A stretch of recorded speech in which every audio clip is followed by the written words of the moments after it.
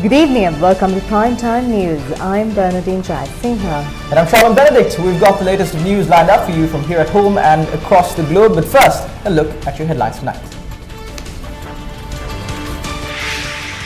5 suspects including foreign nationals arrested in Paliagoda and Katunayaka over the possession of large quantities of narcotics. Police search houses of 6 suspects arrested with Makandure Madush in Dubai. Military uniforms and ganja discovered. 38 employees of Sri Lankan paid more than 2 million a month, a revelation by the chairman of Corp. State sector employees to receive tax-free permits.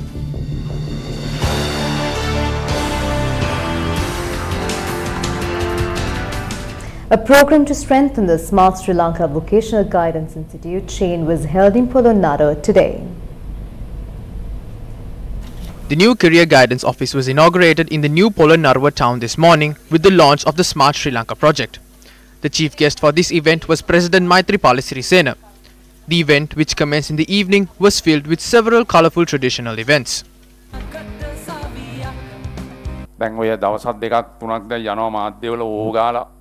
The arrest of high-profile drug traffickers in Dubai is flooding the media, and it has been like that for the past 2 to 3 days. Amid all of this, there are so many individuals attempting to take credit for this. I saw in the newspapers today that a minister had stated that plans to arrest these drug traffickers were executed several years ago. What is important is the satisfaction that one obtains by achieving something by their own.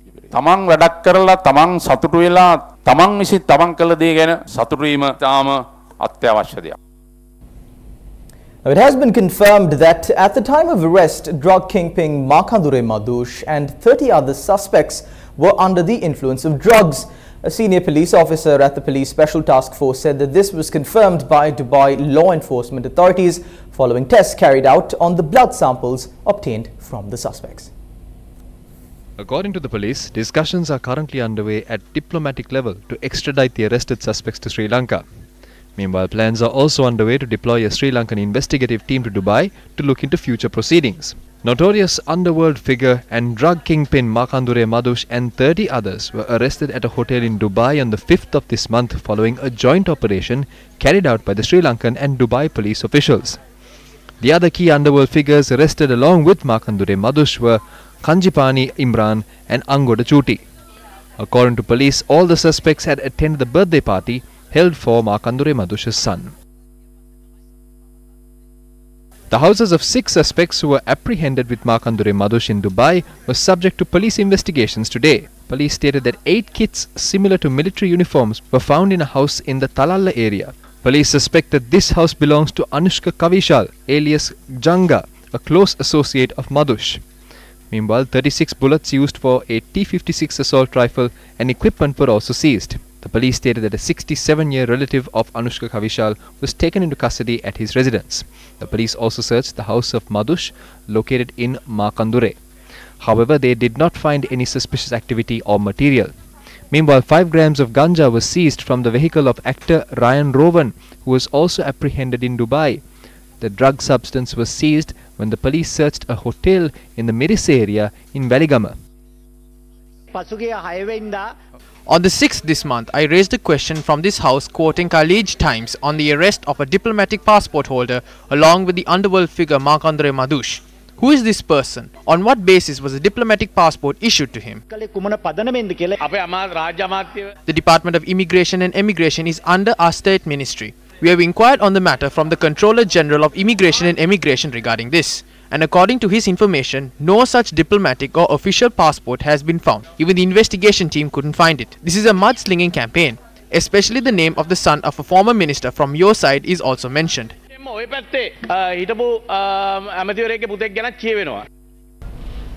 Former Southern Provincial Councillor Pasandaya Pape Vardhana convened a media briefing today. Nalin Bandara, the former Deputy Minister of Law and Order, not once but twice without revealing any names, have made statements indicating that I have some form of connection with Makandure Madush. We remain calm and patient. However, I decided to respond to this matter. Firstly, they spread rumours that Makandure Madush was apprehended in Dubai with Lakshman Yappa's son. Both my elder and younger siblings are residing in Sri Lanka, and so am I. This is something done intentionally. Secondly, the passport was prepared by him and he also attended my wedding. So I only challenge him. The MP is in Parliament, the CID is under the purview of the government, so is the FCID, and at present Madush has also been apprehended. So I request that you prove all of this information and allegations levelled against me. If you prove that there is a connection or a link between me and Madush going beyond politics, I will voluntarily top the death penalty list of President Maithripala Sirisena. I will also send a letter of demand and obtain legal advice regarding the embarrassment and disgrace caused by this. Thirdly, we have learnt friends of several politicians connected to the UNP of the Matra district and beyond were at the party held in Dubai. This is an attempt to mislead the public by diverting the finger that is being pointed at them. The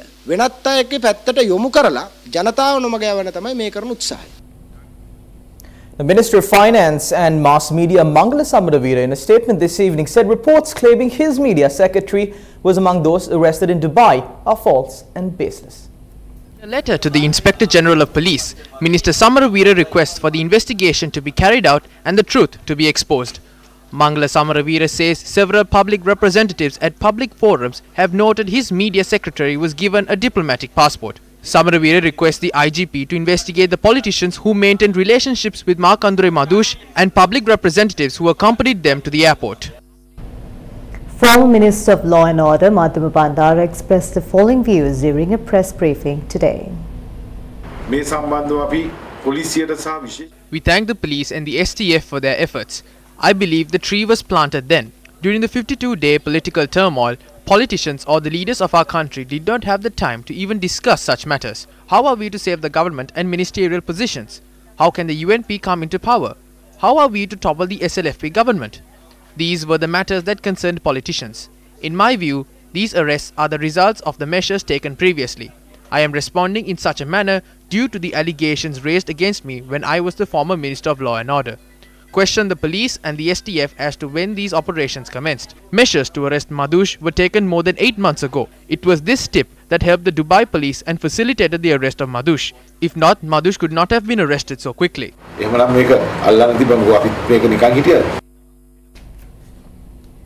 Governor of the Western Province Azad Sali expressed these views during an event held in Malabay today. Drug trafficking and murder takes place in Sri Lanka, but they are based in Dubai. In Dubai, he is identified as Ajit Avanka Vanigasurya. However, in Sri Lanka, he is identified by another name. 31 perpetrators were arrested in Dubai and produced before the judiciary. Among those apprehended were singers. Ministers and MPs are also behind this. Politicians protect these perpetrators, and we must put an end to this. The president was patient for 4 years and could not tolerate this anymore. Drug trafficking surged in our country, and Sri Lanka had emerged as the country with the highest demand for drugs in the Asian continent. Once the police was undertaken under the purview of the president, 1,000 to 2,000 kilos of narcotics are seized every day. These drugs were never seized before. When drugs were seized previously, they were taken to the police and transferred to a laboratory, where the drug substances were turned into powder. Many hoped that DIG Latif would seek premature retirement. He was to retire on the 4th of February. However, the president announced in the cabinet that he will grant a service extension of 1 year to DIG Latif in order to facilitate drug eradication in Sri Lanka. The temples, kovils, mosques, schools and civil societies should join hands. It is only then that we could save the future generation. 400 kilograms of Kerala ganja were seized in a raid in Paliagoda this morning by the Colombo Organised Crimes Division. Police said the Kerala ganja had reached Chillau from India by boat and had been moved to Alakanda Vattala in a smaller boat. The discovery was made when a van was searched early this morning in Paliagoda.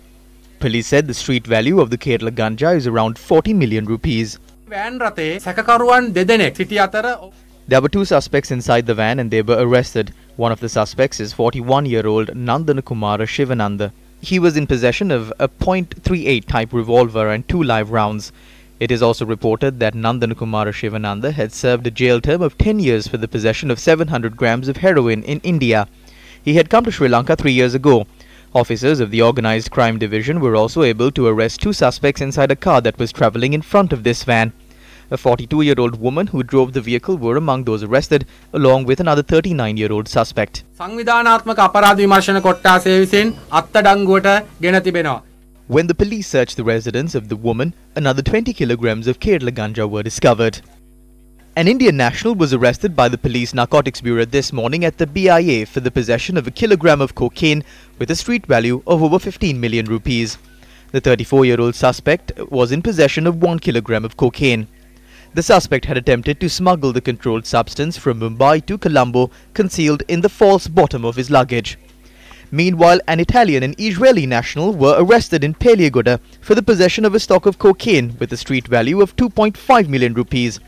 According to police, the suspects, who were travelling in a vehicle at the time of the arrest, were in possession of 90 grams and 796 milligrams of cocaine. Sri Lanka police said 40,987 suspects were arrested in 2018 alone for the possession of a total of 737 kilograms of heroin. Police spokesperson SP Ruan Gunasekara said in 2018 alone, 4,084 kilograms of cannabis and Kerala ganja were seized, and 54,675 suspects were arrested. In addition, 17 suspects were arrested in 2018 for the possession of a total of 18 kilograms of cocaine. For the year 2019, so far, 113 kilograms of heroin were seized and 4,370 suspects were arrested. 976 kilograms of cannabis were seized from the possession of 4,447 suspects. In addition, so far this year, 2 kilograms of cocaine were seized and 16 suspects were arrested. The 8 suspects arrested in connection with the discovery of 231 kilograms of heroin in the seas off Berwala last year were further remanded until the 22nd of February. Today, the Police Narcotics Bureau produced a comprehensive report on the evidence gathered against the suspects. The magistrate therefore ordered the Police Narcotics Bureau to file charges against the suspects based on the evidence gathered against them. 231 kilograms of heroin smuggled into the country via sea were seized and 2 suspects were arrested along the coastal belt between Berwala and Balapitiya. Further investigations into the incident led to the arrest of the owner of the boat that was used to transport the contraband and 6 other suspects. Meanwhile, 2 foreign nationals and several Sri Lankans who were arrested for operating a drug ring from a luxury apartment in Kolpiti were also remanded until the 22nd of February. Police said the Afghan national who was arrested was a notorious international drug peddler, and when he was moved to court today, he was seen making rude gestures at the cameras. Now, some news from Parliament. The adjournment debate on the recently presented COPE committee report was held in Parliament today. Details on the agreement to purchase A350 Airbuses were broadly discussed during the debate. We looked into whether proper cabinet approval was sought to purchase these aircrafts. At the end, it says that the cabinet will postpone the matter without reaching a decision. After this was postponed, when the decision was reached, where was this decisive meeting held? At the residence of the Speaker on the 1st of March 2013. The Auditor General has clearly stated that the fact that such a meeting was held at the residence of the former Speaker makes this unnatural. Also, new allegations that the Board of Directors did not hold discussions on were included in the Cabinet paper. Units valued at $15 million were included. When considering the cancellation of these agreements, just like the purchase of the Airbuses, it had also been conducted in a corrupt manner. The Ministry was not included in the discussions thereafter. The Secretary to the Ministry was not included. The entire process was carried out as a task of the Subcommittee on Economic Management. This has become a deal that has gone beyond the bond scam. On the 31st of December 2018, Honorable Chairman, there are 20 people who are paid over 2 million rupees. There are 209 being paid over $1 million. Many of them are pilots. There is no debate on that. But other than that, the monthly salary of the CEO is 3 million rupees. S. Ratwatta Ramachandran is paid 2 million. Ratna Perumal was paid 2.2 million. There are 7 people here earning more than the President or any Member of Parliament from an institution that makes losses amounting to billions while acting as its CEO and reaching such corrupt deals. How can you justify this? The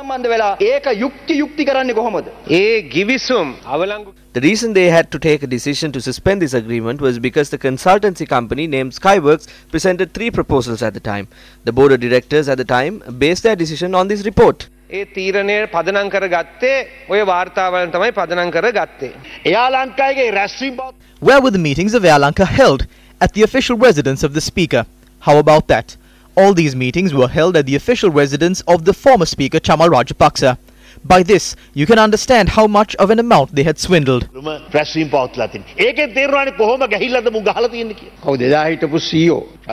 CEO at the time, Mr. Chandrasena, was phoned and asked about this.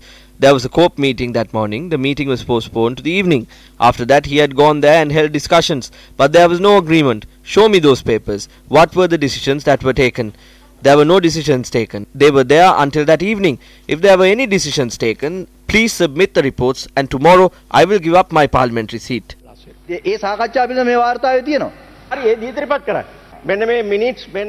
Yes, so present them. Show me the minutes and the decisions that were made. One of my sons were on the board of directors. If anyone, including my son, held the discussions at my official residence, I would accept that fault. But the important factor is if there were any decisions taken. We say that moonshine was distilled. Then they say, show us the bottles used to distill this. This is like saying we need to drink this if we are to determine if it is moonshine, vodka or something else. On the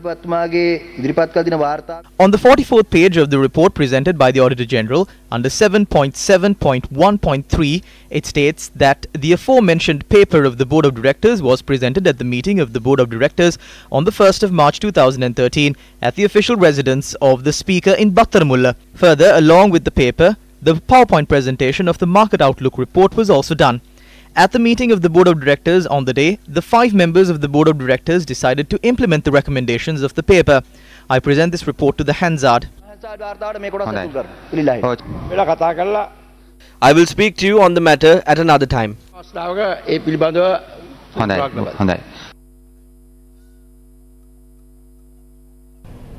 State Minister Ranjan Ramanayake made the following revelation during the parliamentary sessions today. When I was leaving after the COPE sessions, I saw Velu, a former member of COPE, being reprimanded by parliamentarian Adekalanathan. He is asking Velu, why did you resign from COPE? Are you aware of your worth? Aloysius would pay you 1 million for a single phone call. Velu was being reprimanded as to why he resigned from COPE. This was when parliamentarians were receiving money from Aloysius. The people who are outside parliament are hoping for these people to be trapped inside the elevator and suffocate to death. They hope that the lift would crash when these people are inside. The rogues who said they had obtained money are seated at the COPE.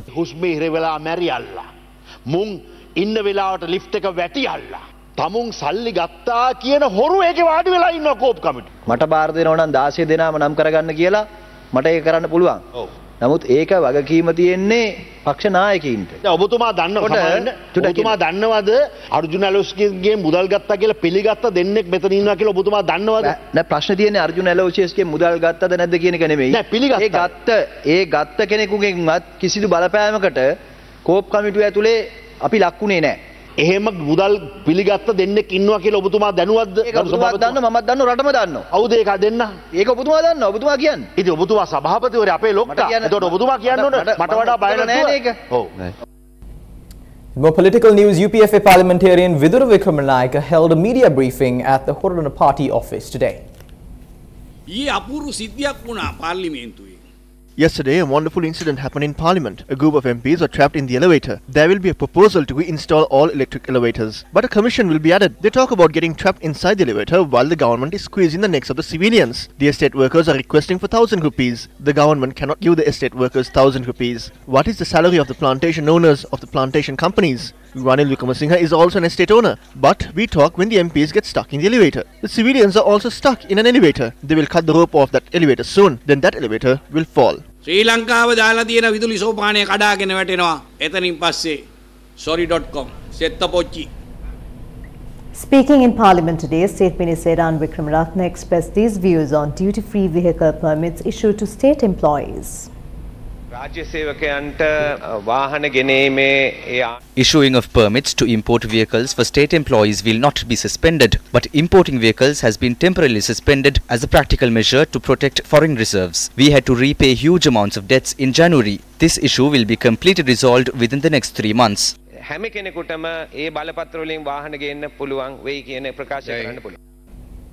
A new house was handed over to Chamaranuwan Dharmawardhana, who excelled at national and international judo competitions. The event was held under the auspices of Minister of Housing, Construction and Cultural Affairs, Sajid Premadasa. Chamara Nuwan Dharmawadana is a sportsperson who won many national and international accolades for the country. A house worth 3 million rupees at the Morotua Sairupura housing complex was handed over to him for the services rendered towards the country and the martial art of judo.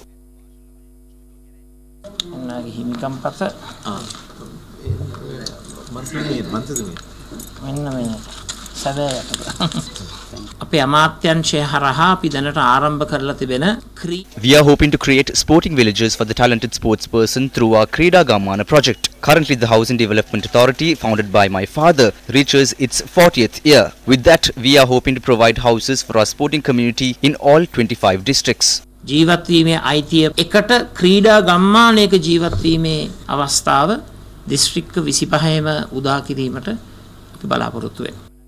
A panel discussion organized by the National Intellectuals Organization under the theme Towards a Resilient Economy was held at the BMICH last evening.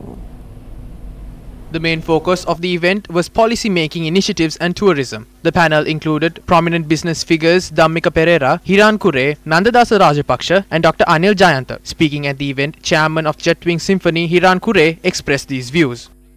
I was invited to speak on tourism. I have no political affiliations with anybody. I respect my country and I do whatever I can do for the country.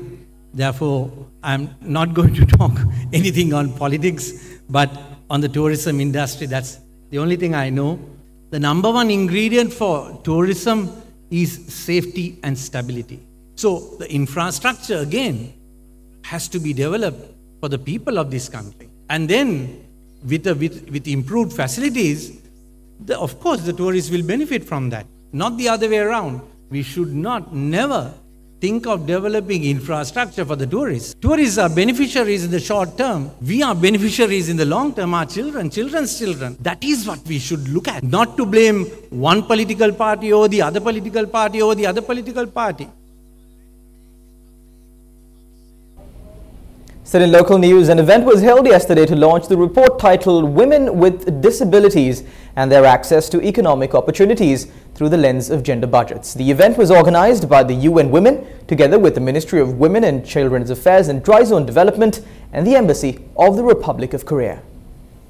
In a media release, it states that the study is the first of its kind in Sri Lanka to use a gender budgeting framework to examine government plans, policies and budgets and its impact on women with disabilities. There are more females with disabilities than males with disabilities in all age groups. However, women comprised only 15% of employed persons with disabilities in Sri Lanka. Unfortunately, many disability-related policies and action plans address persons with disabilities as one homogeneous group. Through this research, UN Women is reaching out and helping to shape policy and program approaches. Not only does it look at why these gaps exist, but it also examines how national programs and, most importantly, national budgets can promote women with disabilities access to more inclusive and accessible employment. Most recently, the National Human Rights Action Plan from 2017 to 2021 has a dedicated chapter not just on the rights of women but also on the rights of persons with disabilities. We will continue to work with UN Women and civil society groups to ensure that national budgets take into consideration the needs of different groups of women and girls and to guarantee greater consistency between economic goals and social commitments. An event was organized yesterday by the Central Bank of Sri Lanka in order to educate the public as to what the sustainable development goals are and how they can better improve Sri Lanka in the future. Speaking at this event, Dr. Ravi Fernando, Chairman and CEO of Global Strategic Corporate Sustainability, highlighted the importance of goal number 7, which is about renewable energy and how we can benefit Sri Lanka in the long run. Goal number 7 is about moving towards renewable energy. If we don't go towards renewable energy and we have done everything else right, we won't never Sri Lanka live. So I believe the first goal we should be looking at is renewable energy and accelerating renewable energy and having national policies and national strategies and national incentives to incentivize moving away from fossil fuels into renewables. Germany is already using solar energy for 40 to 50% of their energy requirements when they have huge winters. Then Sri Lanka, with no such winters, should be able to do so quite easily. Speaking at this event, Dr. Fernando stated that Sri Lanka uses about 35% of renewable energy for energy consumption, while the remaining 65% is fossil fuel. He stated that when Sri Lanka signed the COP21 agreement in Paris in December of 2015, the agreement stated that by 2020, Sri Lanka would use 60% of renewable energy as their main source of energy for the country. However, as mentioned before, Sri Lanka still uses 65% of fossil fuel as the main source of energy for the country.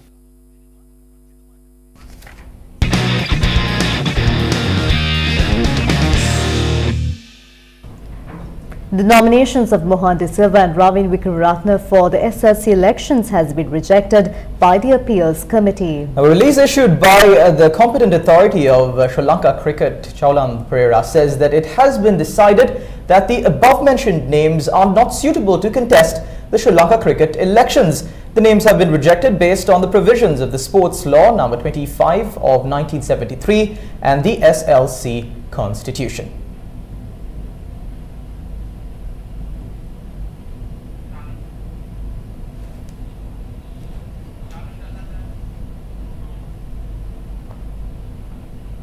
Welcome back to the news now. Ridma Nishadi of Dharma Shoka College, Ambalangoda, won the gold medal for the best sportsperson in the Galle district at the Sports First Alliance Platinum Awards promotional campaign.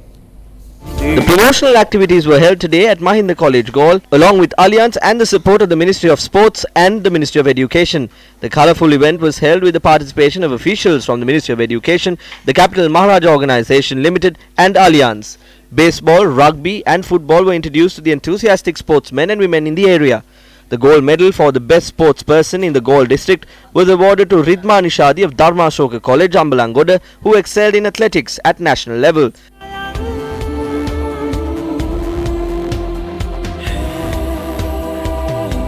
Later, the Torch of Hope commenced its journey to Kalutara amidst warm wishes.